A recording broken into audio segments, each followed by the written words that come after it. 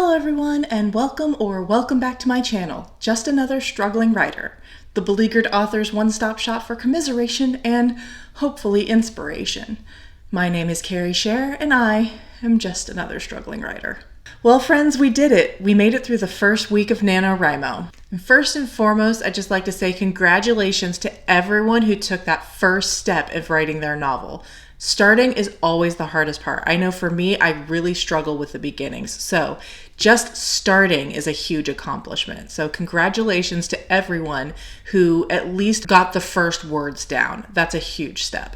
Now for me personally, I did struggle a little bit this week. I had some good writing days and I had some bad writing days. I did start off really strong with day one getting just over the daily total of 1667. I got 1674. Unfortunately, then I followed it up with two pretty low days.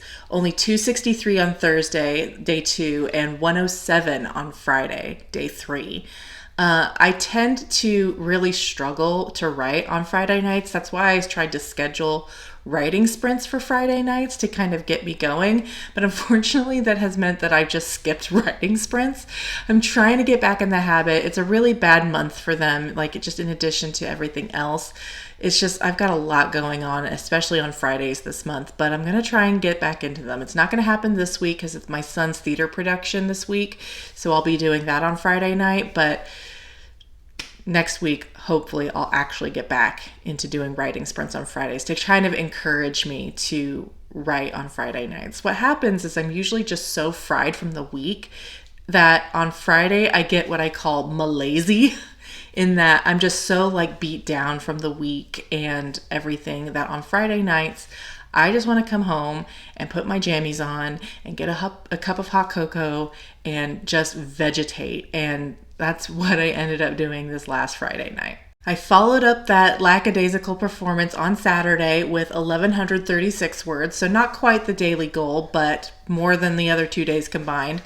Then I followed that up with a really great Sunday, which is totally surprising because I thought that I was going to have way too much to do to write. But I got up early after the time change, I did some homework, and then I got to writing. And I finished the day off strong with 1,972 words. And then I had the worst Monday ever. The Mondayest Monday that has ever been Monday. I had just so much going on at work. We had so much to do. My boss is on vacation. We've got a whole bunch of clients and they're all upset. It was just a lot. And I also had to leave early because I had a parent-teacher conference and I had to take my 2 daughters to the optometrist for their yearly eye exam, and just trying to cram that all into one 8-hour work day / business day was a lot. Anyway, by the time I finally got home, I got to kick my shoes off and ate dinner. I was so tired that I knew that writing just wasn't going to happen. I never even reached for my computer. I just left it sitting closed on the desk, knowing that I should be writing, but not being able to summon the mental energy. So I knew I had to get back to it today, day 7, and I did. I did great today. I did 2121 exactly, so 2,121 words. And that brings me to a total of 7,273 words. Now, like I said, I'm still about 4,000 words behind because of those really slow days that I have, but I'm really proud of myself for getting back to it today after a really tough Monday and sustaining some momentum in my draft. And speaking of my draft, I just finished chapter 4 tonight, and that's where I decided to end things. And chapter 4 is where it ends, is the acceptance of the call, if you're familiar with the beat sheets and stuff. I'm about just over 7,000 words in, which is about the 10% mark. So I think I'm right on track. We're doing the acceptance of the call, and then we're going to go in and start learning about this new world that my main character is open into, and I'm really excited. I do tend to write pretty thin on my first drafts. My description is my biggest weakness in my writing, and I'm trying to get better at it. But that means that my first drafts tend to just be conversations moving the plot along. Not a whole lot of description, a little bit of action. I used to describe it as floating heads talking in an empty world because I don't describe my characters. I don't describe, the setting that much. I'm fortunate this time that I'm doing an urban fantasy, so I don't really need to describe the outer world too much. I have noticed that my character descriptions are really lacking, but that's what first drafts are for. My second drafts is where I'll go in and I'll flesh it out in too much detail, and then my third drafts is where I'll kind of find the Goldilocks. And I gotta say, y'all, I'm having a lot of fun with this manuscript so far. The main character is coming out really, really fun to write, just really sassy, with a mouth of a sailor. She doesn't take shit, but she's got some inner vulnerabilities too. It's just a lot of fun. And I think part of the reason I'm having this kind of fun with it is because it's an urban fantasy and I don't kind of have to adhere to, staying away from anachronisms and, colloquialisms that wouldn't exist in a fantasy world. I can kind of really lean into those.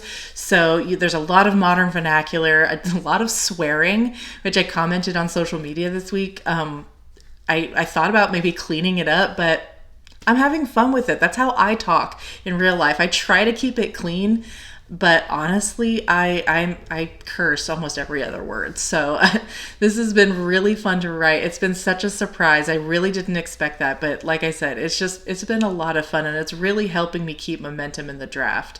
I'm not feeling dried out or like paralyzed by trying to avoid the anachronisms and the colloquialisms. So it's really fun. I'm really enjoying it. And another thing that is taking me by surprise is I had a image in my head, a scene in my head from early on in the planning process of this project for the acceptance of the call. And that scene never materialized in the way that I imagined it. And it's just so funny. It's just a reminder how you can plan and plan and plan. And I am a stalwart defender of planning. I love planning. I love outlining. I think I mentioned in my Nano prep video that I didn't get a chance to really outline or plan this manuscript as much as I would like, just because of the fire and just not having the mental energy to prepare for Nano like I normally do. But I did have some kind of general idea of how the plot would progress, and this is one of the key scenes that I envisioned very early on in that process. And it just never appeared. It just took a completely different turn. And I just think it's so funny how you can plan and plan and plan, but when you're in the moment, you have to be willing to deviate from your plan. And that is the real key, I think, to being a planner is, yes, have your roadmap and your ideas, but be willing to stray a little bit too. That being said, I'm probably going to go back and edit that scene in revisions because I think it's a really important character establishing moment for a side character. But anyway, that's for later. Definitely not for Nano. And that's been my week in a nutshell. Like I said, some highs, some lows. I think I'm still in a pretty good position to catch up, even though I am about 2.5 days behind. That's still not so deep a hole that I can't dig myself out of. There's still plenty of time, obviously. It's only the 7th, so still another 23 days to play catch up. I'm really confident that I can get back on track soon. However, this week, like I said, is hell week for my son's theater production, and he's got a lot going on. And Thursday and Friday, I am going to be attending his productions, and Saturday he's got another one, and my daughter has a birthday party she's going to attend, and it's just going to be crazy this week. So it's really important for me to get what writing I can in the nooks and crannies of my day. I use Dabble Writer, which is a cloud-based writer. You can just do it in your web browser. That way it's always accessible to me wherever I go. If I'm like yesterday even though I didn't utilize it, but at the optometrist waiting for my daughter's appointments to be done and all of this stuff, I can just get on my phone and type, or, at work on my lunch break, knock it out. So easy. I don't have to have my laptop with me. It's great. So I need to really utilize that functionality this week because I'm going to have so much time where I'm just sitting around waiting, like at my son's theater rehearsals and at his performances, where I'm just waiting for things to happen, but I can't go anywhere else and I need to get some writing done. If I had to guess, I would say I'm probably going to have a similar productivity week as I did last week, just with everything going on. I probably won't write at all, or at least not more than 500 or 600 words on Thursday and Friday, because most of my writing is done in the evening, and both of those evenings are already spoken for. But again, I'm not super worried. I'm going to get it done, y'all. And that's everything from me this week. I hope everyone's writing is going, well, at least a little better than mine. And even if it's not, like I said at the beginning, just taking that first step is so huge. And even if you can only write 100 words a day, that builds up so fast, much faster than you're thinking. So I'm proud of you all, and I hope you guys have a great rest of your NaNoWriMo. Bye.